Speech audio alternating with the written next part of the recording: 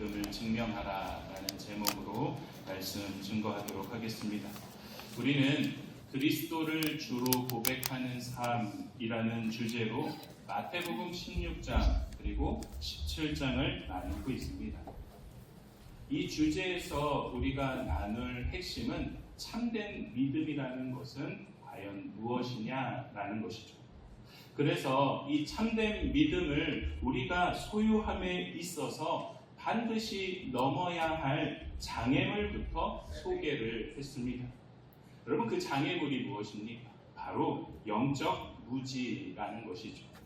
많은 사람들이 오랜 시간 동안 신앙생활을 하면서도 영적으로 깨닫지 못해서 예수님을 아는 단계에서 예수님을 주로 고백하는 단계로 넘어가지 못하고 있습니다.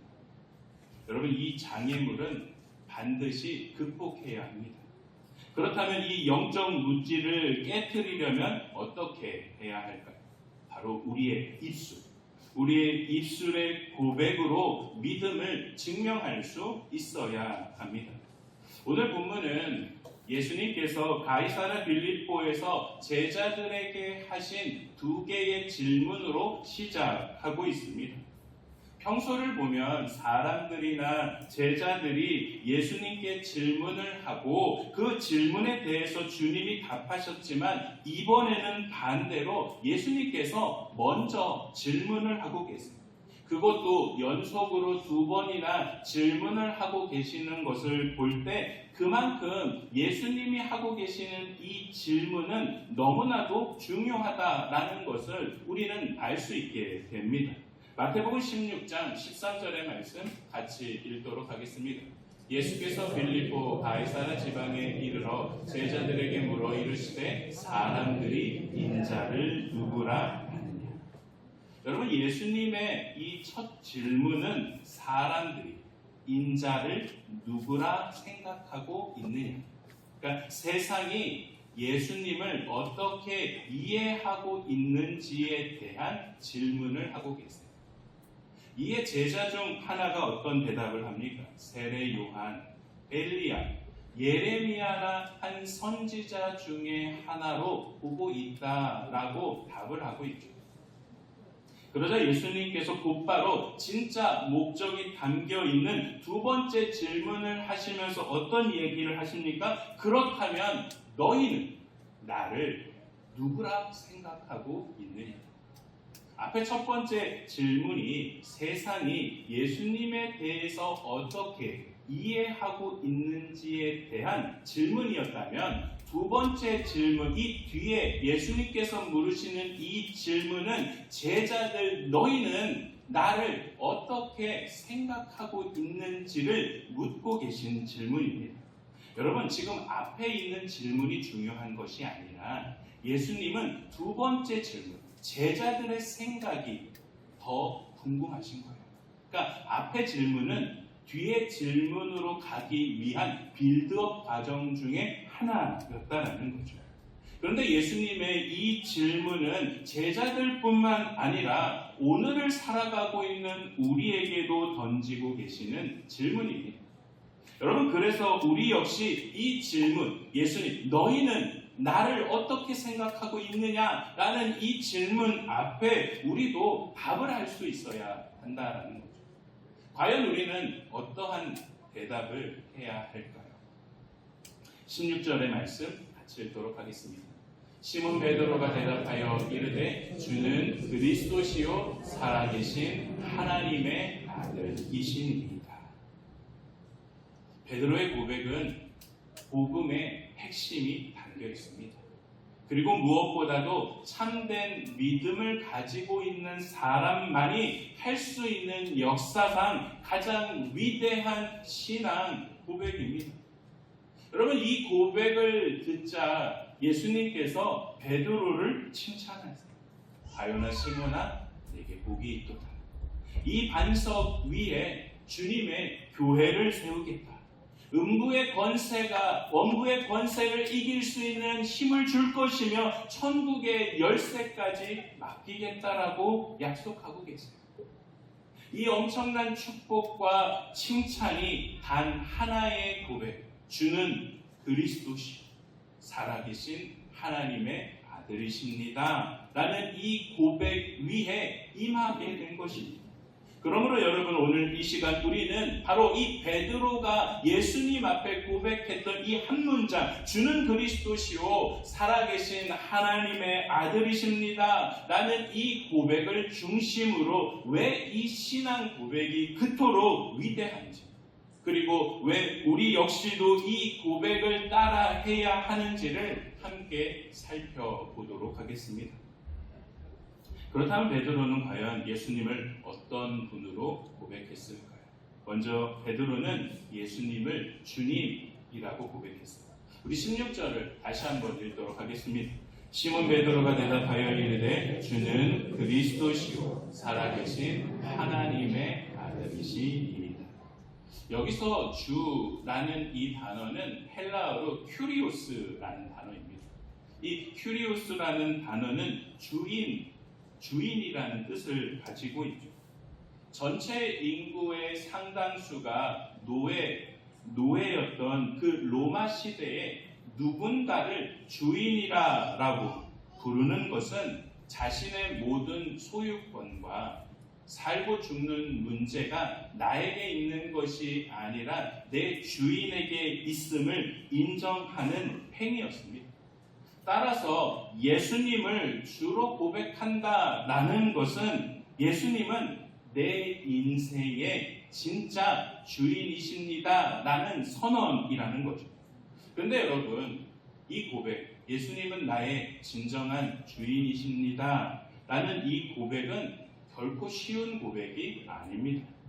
왜냐하면 인간은 누구나 자기의 인생의 주인이 나 자신이 되기를 원하기 때문이죠. 예수님이 내 인생의 진짜 주인이라고 고백하는 이 고백 안에는 또 다른 고백이 숨겨져 있습니다. 예수님은 나의 주인이십니다. 이 고백을 뒤집어 말하면 뭡니까? 나는 당신의 종입니다. 나는 당신의 종입니다. 바로 내 자신이 종의 위치로 가야 하기 때문에 그것을 인정해야 하므로 이 고백, 예수님은 나의 주인이 되십니다 라는 이 고백은 참으로 쉽지 않다라는 것이죠. 여러분, 여기 의자가 있습니다. 이 의자를 우리의 인생이라고 한번 생각해 봅시다. 여러분, 이 인생의 의자에 누구나 내 자신이 앉기를 원해요. 앉아서 내 인생, 내 마음대로, 내가 결정한 대로 그 모든 것들을 이끌어 가기를 원합니다. 그런데 우리가 예수님을 주님으로, 나의 주인으로 인정하는 그 순간부터 우리는 내 인생의 의자에서 일어서야 해요. 그리고 이 인생의 의자에는 누가 앉게 될까요? 바로 예수님이 앉게 되고 우리는 그 옆에 서는 것입니다. 우리가 그 옆에 서는 이유가 무엇입니까? 바로 예수님이 내 인생의 진짜 주인이라고 고백했기 때문에 그분의 말씀에 따라서 순종하면서 살아가게 된다라는 사실이죠. 여러분, 그래서 베드로의 고백이 위대한 이유도 여기에 있다라는 거예요. 자신의 자비를 기꺼이 주님께 내어드리고 그분의 종이 된다라는 것을 오히려 감사하고 기뻐함으로 여기기 때문에 위대할 수밖에 없다라는 거예요. 영국의 빅토리아 여왕의 유명한 일화가 하나 있습니다. 여왕이 어느 날 홀로 살고 있는 독실한 과부의 집을 찾아가서 그 여인과 대화를 나누다가 슬쩍 질문을 합니다. 당신의 집을 방문했던 사람 가운데 가장 명예로운 손님은 누구였습니까? 라는 이 질문을 해요. 여왕은 예수님이라는 답이 여인을 통해서 나오기를 기대했지만 여인은 여왕 폐하이십니다 라고 답을 했어요.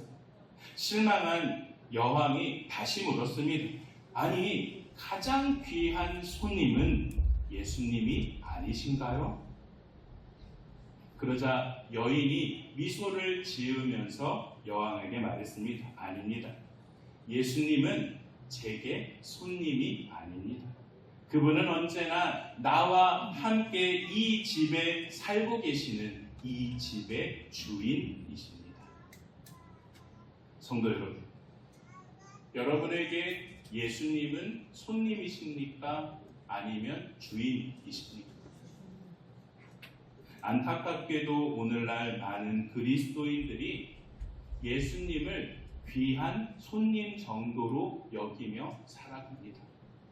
하지만 아무리 귀한 손님이라 할지라도 그 손님은 영원히 머물지 않습니다. 어느 정도 시간이 되면 떠날 수밖에 없고 그 집의 모든 문제를 결정할 권리도 없고 책임도 지지 않습니다. 그러나 우리 주님은 손님으로 머물기 원하지 않으세요.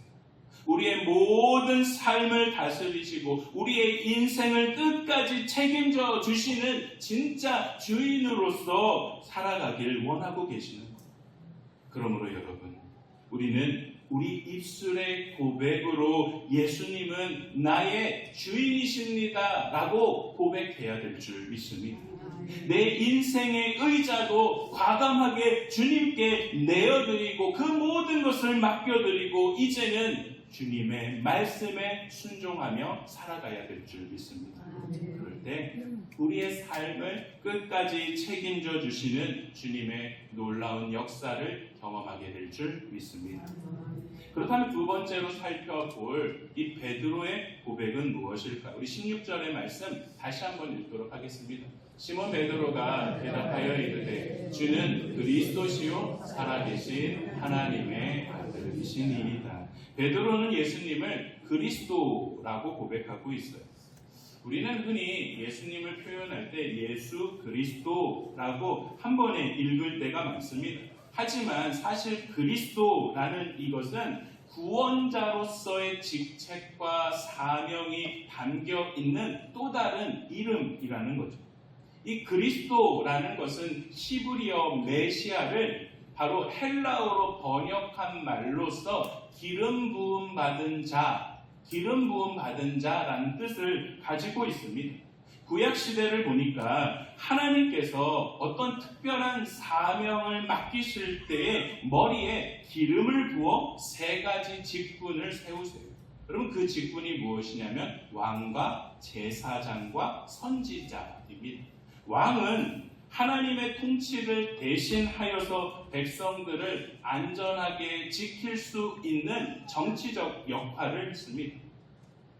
그리고 제사장은 백성의 죄를 대신 짊어지고 하나님께 나아가서 백성을 대신해서 제사장이 직접 하나님 앞에 나아가서 깨어진 관계를 회복시키는 종교적 중보자의 역할을 했죠. 그리고 마지막 선지자는 이 선지자라는 뜻 자체가 하나님의 입이라는 뜻이에요. 그러니까 하나님의 입으로서 하나님의 말씀을 대언하여서 죄로 눈먼 사람들을 진리로 인도하는 철학적 또한 영적 지도자의 역할을 했습니다. 따라서 지금 베드로가 예수님은 나의 그리스도이십니다 라고 고백하는 이것은 이스라엘이 오랜 세월 동안 기다려온 참된 왕이자 제사장이자 선지자가 바로 예수님이라는 사실을 꿰뚫어 본 위대한 선언이라는 것이죠. 그래서 여러분, 이 고백은 오늘을 살아가고 있는 우리에게도 너무나도 중요합니다. 왜냐하면 세상 사람들은 지금도 자신의 삶의 안전과 영혼의 평안과 내 삶의 존재 이유를 해결하기 위해서 저마다 자신이 만들어 놓은 그리스도를 찾아서 헤매고 있다는 거죠. 그러나 여러분, 세상의 그 어떤 정치인도 종교인도 사상가도 우리가 가지고 있는 근본적인 문제를 해결해주고 결핍을 채워줄 수 있는 것은 이 땅에 없습니다. 오직 예수 그리스도만이 역사상 누구도 해결하지 못했던 인간의 그 영원한 숙제를 완성시켜 주신 참된 그리스도가 되십니다.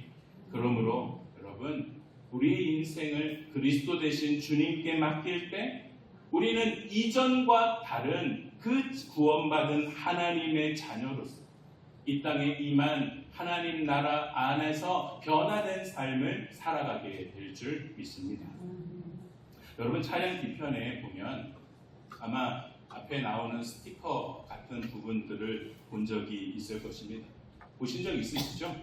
차량 뒤편에 보면 물고기 모양으로 되어 있는, 여러분, 이 스티커 이름은 익투스라는 뜻입니다. 이름입니다. 헬라어로 읽으면 이에스 크리스토스 피오스 그 다음에 소테르, 테오스 스테르라는 뜻입니다. 예수 그리스도는 하나님의 아들 구세주이십니다 라는 뜻이 이 익투스, 그 앞에 있는 글자들, 익투스, 크리스토스, 테오스, 피오스, 소테르라는 그 앞에 있는 단어들만 합쳐서 나오는 문장이죠. 여러분, 이것은 오진 박해를 당하고 있었던 초대교회 시절에 예수 믿는다라는 비밀 암호였습니다. 그러니까 길을 가다가 어떤 사람이 땅에 이 물고기 모양을 발로 그려요. 그러면 상대방도 똑같은 물고기 모양으로 발로 그리게 되면 나는 예수 믿는 사람이고 나도 예수 믿는 사람이라는 것을 서로가 알아보면서 우리는 주 안에 한 형제이고 자매라는 사실을 확인했다라는 거예요. 근데 반대로 내가 이렇게 발로써 물고기 모양을 그릴 때 아니 지금 뭐하고 계세요? 라고 상대방이 이야기하면 그 사람은 예수 믿는 사람이 아니다라는 것을 판단할 수 있어서 위기를 넘길 수 있었다라는 것이죠. 여러분, 그들은 왜 이토록 목숨을 걸면서 이렇게까지 했을까? 바로 예수님이 진짜 그리스도이심을 고백했기 때문입니다. 햇빛조차 들지 않는 카타콤과 같은 그 깊은 동굴 속에 사는 그 이유가 뭡니까? 로마 황제를 나의 그리스도로 인정하지 않기 때문이죠. 오직 예수님만이 나의 왕이시고 나의 제사장이시고 나의 선지자임을 모시고 결단했기 때문에 오히려 그들은 이와 같이 자신의 모든 것들, 재산과 권리와 주장과 모든 죽음의 공포 앞에 서야 했지만 당당하게 그 모든 것을 포기하고 오직 주님만을 선택했다라는 것이죠. 왜 그럴까요? 세상이 줄 수 없는 참된 안식과 평안을 그리스도 대신 예수님 안에서 발견했기 때문입니다. 성도 여러분, 오늘 우리는 삶을 흔드는 문제 속에서 지금 누구를 바라보고 계십니까? 내 삶의 안전을 책임져줄 세상의 방법을 지금도 찾아 헤매고 계십니까? 죄책감을 메워줄 형식적인 종교 행위에 그 모든 것에 안주하고 계십니까? 내 존재의 의미를 세상의 가치관 속에서 찾고 있지는 않습니까? 하지만 여러분, 기억하십시오. 세상의 그 어떤 것도 우리의 그리스도, 영원한 구원자가 될 수 없다라는 사실이죠. 사도행전 4장 12절의 말씀 우리 다 같이 선포하도록 하겠습니다. 다른 이로서는 구원을 받을 수 없나니 천하 사람 중에 구원을 받을 만한 다른 이름을 우리에게 주신 일이 없음이라 하였더라. 하나님이 우리에게 주신 이름은 오직 예수 그리스도 한 분밖에 없습니다. 그러므로 우리도 예수님을 그리스도로 고백해야 해요. 내 삶의 안전, 내 영혼의 평안, 내 존재의 의미를 해결해 줄 세상이 제시하고 있는 가짜 구원자에서 등을 돌리고 내 모든 인생을 끝까지 책임져 주실 그리스도 되신 그 주님 앞에 한 걸음 더 나아가겠다라고 우리는 결단해야 될 줄 믿습니다. 그럴 때 세상의 거친 파도가 우리를 몰아친다 할지라도 초대교회 성도들이 흔들리지 않는 그 믿음을 지켜냈던 것처럼 우리 역시도 하나님 나라의 백성으로서 살아가게 될 줄 믿습니다. 아멘. 여러분, 베드로가 예수님은 주님이십니다. 예수님은 나의 그리스도가 되십니다 라고 고백한 다음 마지막으로 예수님은 살아계신 하나님의 아들이십니다 라고 고백했죠. 성경을 보면 누군가의 아들이라고 하는 것은 그 아버지의 인격과 성격과 성품과 능력을 그대로 상속받으니까 아버지의 모든 것을 아들이 그대로 물려받았다라는 것을 의미합니다. 그래서 예수님께서 요한복음 10장 30절에 어떤 말씀을 하셨냐면 나와 아버지는 하나다. 그러니까 아버지의 능력이 곧 아들이신 예수 그리스도의 능력과 동일하다라는 거죠. 여러분, 그래서 지금 이 베드로가 고백한 예수님은 살아계신 하나님의 아들이십니다라는 이 고백은 바로 예수님을 단순한 성인이나 위인으로서 바라보고 있는 것이 아니라 인간과 절대로 비교할 수 없는 완전히 다른 차원에 계신 또 다른 하나님이라고 고백하는 것과 동일하다라는 거죠. 조용기 목사님이 쓰신 4차원의 영성이라는 책이 있습니다. 여러분, 이 책에 보면 이런 문장이 나와요. 낮은 차원은 높은 차원에 포함되며 높은 차원이 낮은 차원을 지배한다라는 문장이 나와요. 여러분, 이것이 어떠한 의미냐면 1차원은 2차원의 지배를 받는다라는 거예요. 그리고 2차원은 3차원의 지배를 받고 3차원은 4차원의 지배를 받는다라는 거죠. 이를 조금 더 쉽게 설명하면 1차원은 여러분 점과 점이 연결되어 있는 선입니다. 그러니까 선의 세계가 1차원의 세계인 거예요. 그리고 그 선과 선이 연결되어 있는 그 모든 것이 무엇입니까? 평면이라는 거죠. 가로 세로가 생겨서 평면. 그 2차원은 평면의 세계를 말하고 있는 거예요. 그리고 그 평면 위에 높이가 생기게 되는 순간 그것은 3차원의 입체의 세계가 되는 거죠. 이를 건물로 비유한다면 땅이라는 선 위에 가로 세로의 면적이 들어서게 되고 그 위에 층수로 높이 하나씩 쌓아가게 되다 보면 입체적인 건물이 우리 눈앞에 보여지게 되는 거예요. 여러분, 그래서 지금 우리가 살아가고 있는 이 세계는 3차원의 세계이고 그 3차원의 지배를 받을 수밖에 없다라는 거죠. 그런데 이 책에서 목사님이 말하고 있는 것은 그것이 끝이 아니라 눈에 보이는 그 3차원의 세계는 눈에 보이지 않는 4차원, 영적인 그 모든 것의 통제를 받고 지배를 받는다라는 것을 말하고 있습니다. 여러분, 이것을 오늘 본문과 연결시켜서 이야기하면 베드로는 예수님을 살아계신 하나님의 아들이라고 고백한 것은 바로 예수님이 3차원의 영역 속에 갇혀 계시는 분이 아니라 온 우주를 초월하여 다스리고 계시는 4차원의 권능을 가지고 계신 분이다라는 것을 고백했다라는 거죠. 여러분, 이 영적인 차원의 변화를 극적으로 잘 보여주는 장면이 누가복음 5장에 보면 베드로가 물고기를 장면을 통해서 살펴볼 수 있습니다. 갈릴리 바다에 배 타이란 어부가 누구입니까? 바로 베드로라는 거죠. 그런데 베드로가 밤새도록 물고기를 잡았지만 단 한 마리도 잡지 못했어요.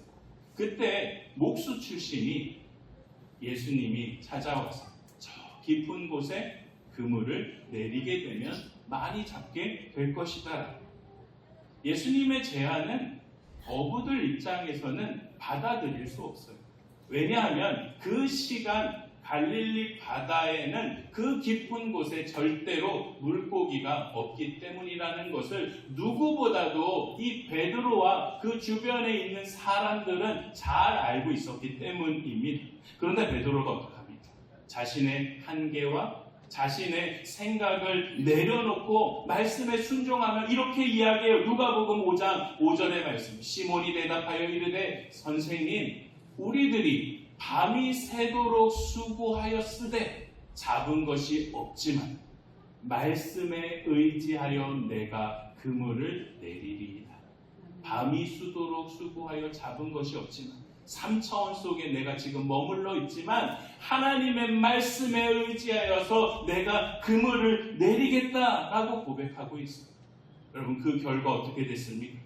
그물이 찢어질 정도로 많은 물고기가 잡히게 되었다라는 거예요. 그러자 많은 사람들이 기뻐합니다.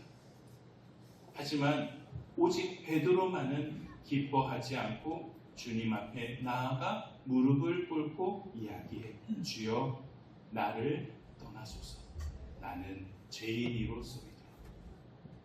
주님, 이렇게 수많은 물고기를 잡을 수 있게 해주셔서 감사합니다 라고 말하는 것이 일반적인 말일 텐데 베드로는 어떻게 고백해요? 주여, 나를 떠나소서. 나는 죄인입니다 라고 고백하고 있는 것이죠. 왜 베드로가 이렇게 고백했을까요? 베드로는 깨닫게 된 거예요.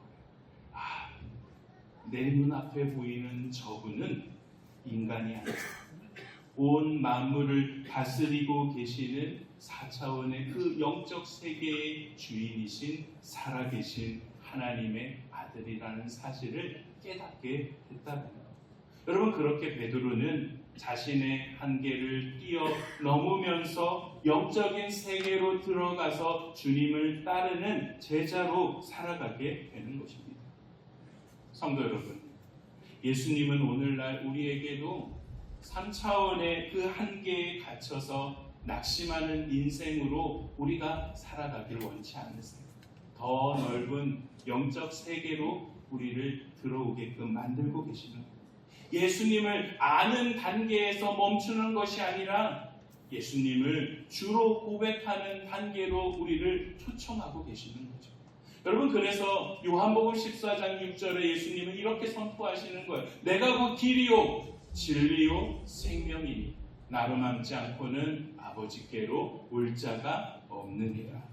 세상의 수많은 길 중에 하나가 아니라 아버지 하나님께 나아갈 수 있는 길은 오직 나 하나 유일한 길이고 진리고 생명은 나 예수 그리스도 한 분밖에 없다라고 말씀하시면서 영적 무지에서 벗어나서 영적 깨달음을 얻을 수 있는 자리로 나오라고 오늘 우리에게도 초청하고 계십니다.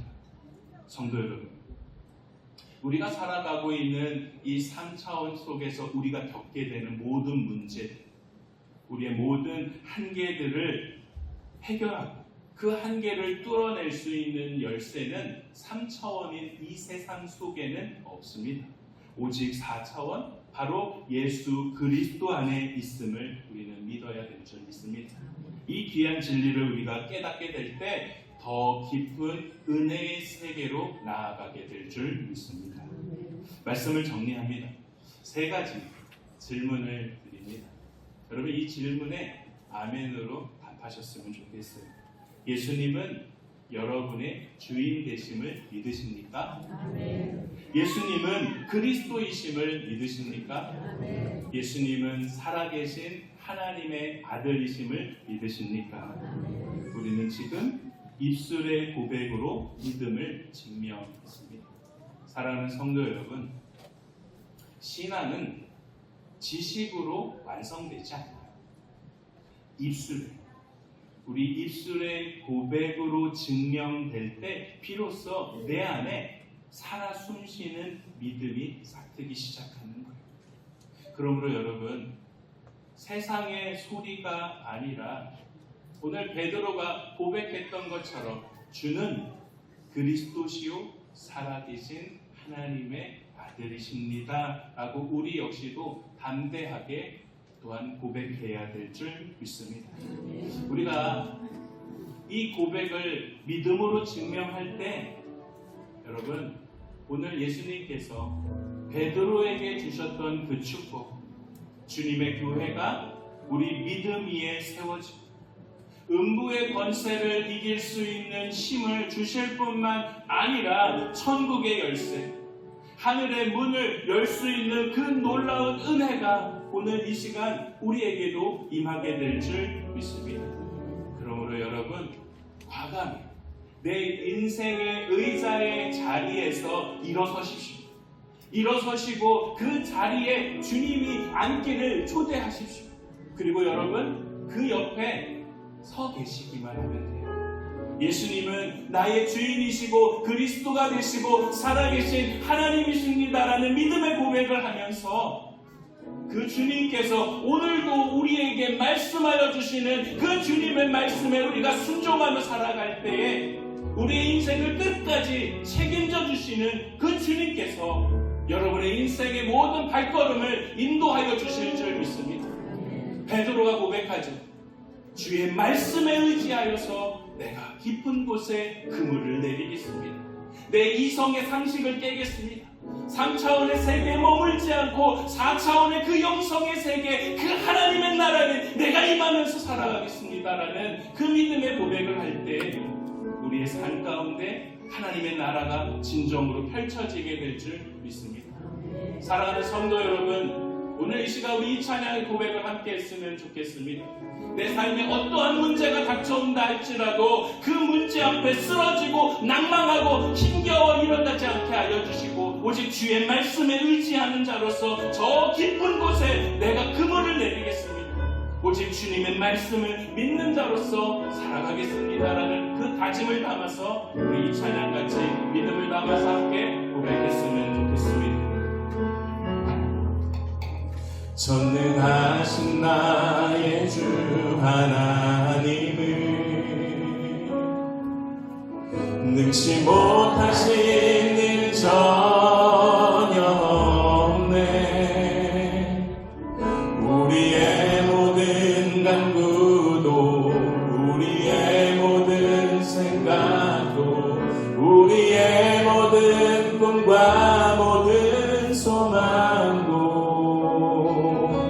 신실하신 나의 주 하나님은 우리의 모든 괴로움 바꿀 수 있네. 불가능한 일 행하시고 죽은 자를 일으키시니 그를 이길 자 아무도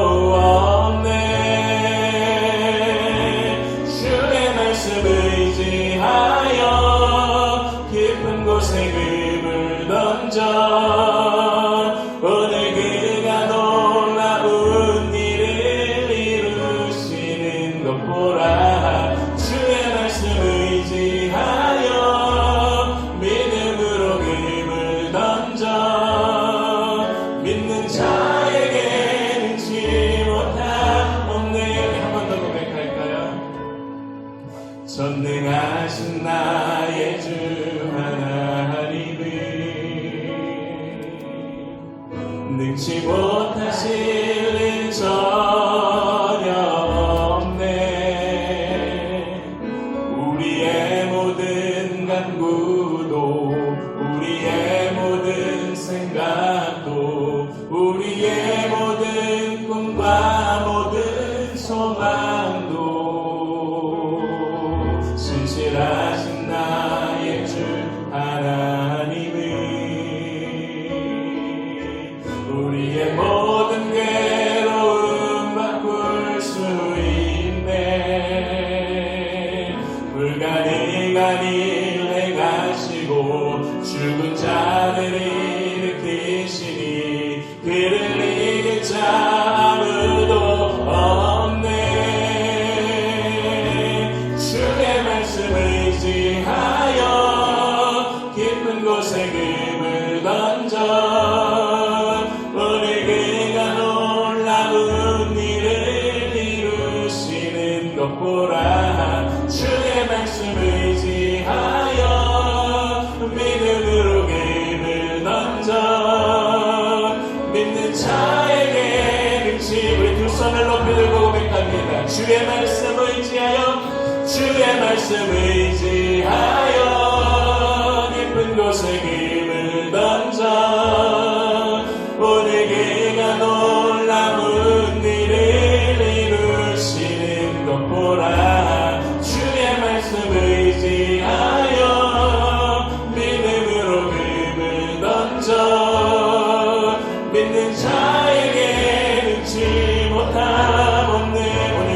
한번 기도했으면 좋겠습니다. 우리 기도할 때 주의 말씀에 의지하여 깊은 곳에 그물을 던집니다. 하나님께서 행하시는 그 놀라운 일을 이루어 주실 줄 믿사오니 하나님 믿음을 담아서 나아가게 하여 주시옵소서. 예수님은 나의 주인이십니다. 예수님은 나의 그리스도이십니다. 예수님은 나의 살아 역사하시는 하나님의 아들이십니다. 라는 그 믿음의 고백을 하면서 저 깊은 세상을 향해서 담대하게 나아갈 수 있는 믿음을 나에게 허락하여 달라고 이 시간 우리 주여 한번 부르신 다음에 동성을 같이 기도하시겠습니다. 주여 아버지 역사하여 주시옵소서. 오늘 시간에 우리의 마음을 하나님 주장하여 주시고 예수님은 나의 주인이십니다. 하나님 그리스도이십니다. 예수님은 나의 살아 역사하고 계시는 하나님의 아들이심을 믿음으로 고백하며 담대하게 저 세상의 깊은 곳을 향해 나아가게 하여 주시옵소서. 주의 말씀에 의지하여서 오늘도 나의 주어진 삶의 자리에 하나님의 역사가 일어나게 될 줄 믿사오니 오늘 이 시간 담대한 믿음을 우리에게 허락하여 주시고 내 인생의 의자에 주님이 앉으시고 나는 그 옆에 서는 종의 위치로서 살아가고 그 안에 기쁨과 하나님의 행복을 누리며 살아가게 하여 주시옵소서. 주여 우리 모든 성도들을 하나님 인생을 붙잡아 주시옵소서. 오직 주님은 우리의 인생의 주인이신다를 담대하게 선포할 수 있는 우리 교회가 될 수 있게 하여 주시옵소서. 살아 역사하시는 아버지 하나님 감사와 찬송과 영광을 올려드리며 살게 하여 주시옵소서. 아버지 역사하여 주시옵소서. 온전히 주의 말씀에 순종하며 살게 하여 주시옵소서. 아멘. 역사하여 주시옵소서. 아멘. 감사합니다. 자리에서